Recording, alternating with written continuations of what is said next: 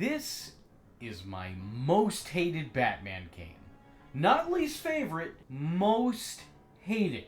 I know in the past I criticized Batman Dark Tomorrow for its terrible rendition of the Batman brand, but you know something? At least that game tried. It may have failed, but it tried to properly portray the comic book characters. It tried to give its audience something entertaining. The game that I'm talking about today couldn't have even been bothered to try. So little care, so little effort, so little thought was put into this. Batman Gotham City Racer has to be one of the worst excuses for a Batman game ever made. I remember begging my parents to buy it for me, and then after a day of playing it, I begged them to take it back. And I was all in on the Batman craze from a relatively young age. If it was Batman related, I wanted it. It didn't matter what it was, or the quality or lack thereof of it, and yet still, despite all of that, this was beneath that bar for me. This game was so terrible that even at my young age, and probably the most enamored I was with the fandom, I still rejected it instantly. There's just not a whole lot of fun to be had in this one. Everything about it is just so half-assed and full awful. There isn't a real plot to the game. Instead, it borrows plots, full clips actually, from the new Batman adventures. And these story threads are just used to justify the driving-based missions this game puts the player on. Meaning the game itself is never offering up anything new, just recycling previously told stories that didn't need car chases in them to keep their narrative interesting. So what you end up with is a clip show of episodes you've already seen, but now with the added benefit of janky car crashes and boss fights thrown in. The clips they use are lessened in quality not only because it's compressed for a PlayStation 1 disc, but it's also lessened in quality with the way that the content is used. The interesting story that surrounds these scenes is completely gone, and in its place is just Batman driving from destination to destination. Oh yeah, that's fun. It never really feels like you do anything in this game that's particularly important because the gameplay just provides an alleged in-between of major moments from the actual show.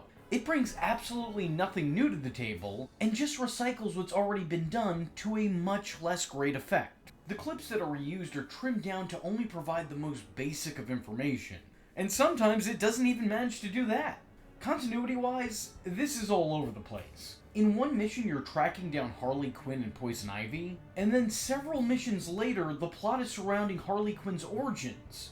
And when the game is not conveying its plot via already animated scenes from the show, it's providing text boxes to cap off the climax. And as you could probably imagine, it's not really all that satisfying. This isn't exactly the level of production you'd expect a Batman the Animated Series game to have. When this game was released, they'd already done a lot more impressive things with the brand. Made games that were actually fun. When combined, the clips provide a little setup and payoff, but their stories never really come together to form a cohesive or even coherent overall story of the game. You're pretty much just driving from place to place to stop that one thing from that one episode. And that's it. That's the whole game. But never mind the thinly veiled pseudo-story, let's talk about the actual game, or a lack thereof. Have you ever wondered what it would be like to play the Batmobile missions from Batman Vengeance, except far worse with far worse controls? Have you ever hoped you could play bumper cars in a next-to-empty Gotham City? If you answered yes, then here's your chance. The skybox is the limit. The game never asks you to do anything cool or noteworthy because all of its missions are just to drive to the destination. Rinse, wash, repeat. Over and over and over again. Just drive until you get to the cutscene. On a few occasions, it actually gives you boss battles, but they're in the form of car combat. The gameplay isn't captivating or challenging, it's just sort of a minor annoyance. This game, more than any other Batman game, just feels like a chore to play.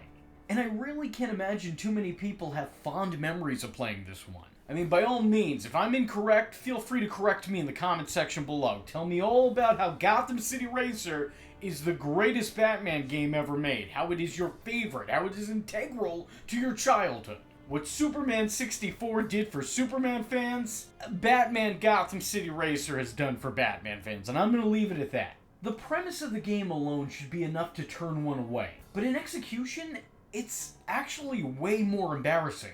Nothing about it feels professionally made. Even for 2001, this still kind of feels like amateur hour. The character icons that are used in place of in-game models are the character design sheets that you'd find on the old official series websites, poorly cut out of their original backgrounds. The text is haphazardly put together. It's almost as if everything outside of the gameplay was a complete afterthought, and you would think if that was their mindset that the gameplay would be something truly mind-blowing. And it is, in the sense that I wanted to blow my mind directly out of my head when playing it. It is mind-dullingly awful. I usually don't go out of my way to talk about the controls in games, but there was no control to be had in this game. The Batmobile just kind of does whatever it wants, as does the arrow at the top of the screen, which is supposed to guide you to your goal.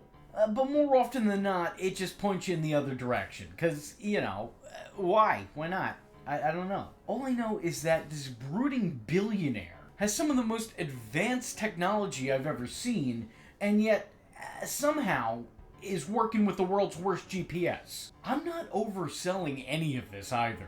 If anything, I'm underselling it by sheer inability to properly articulate how bad this game is. There are next to no positives on this one. So little of this actual game resembles what it's supposed to be based on.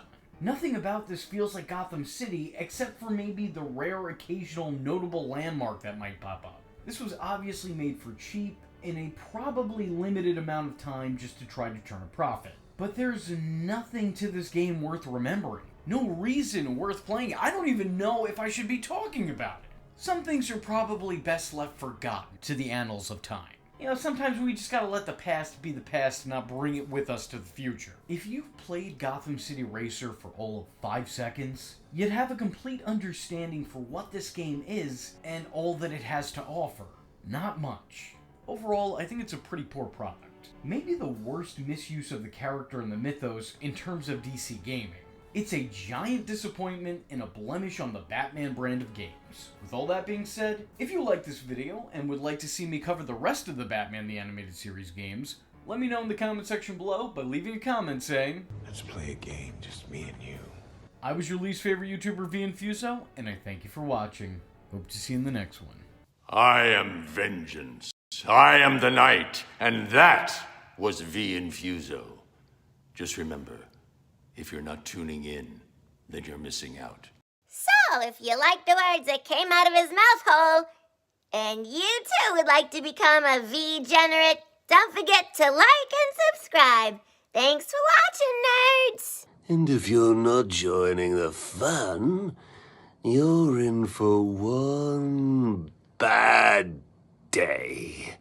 And you know what they say about having one bad day?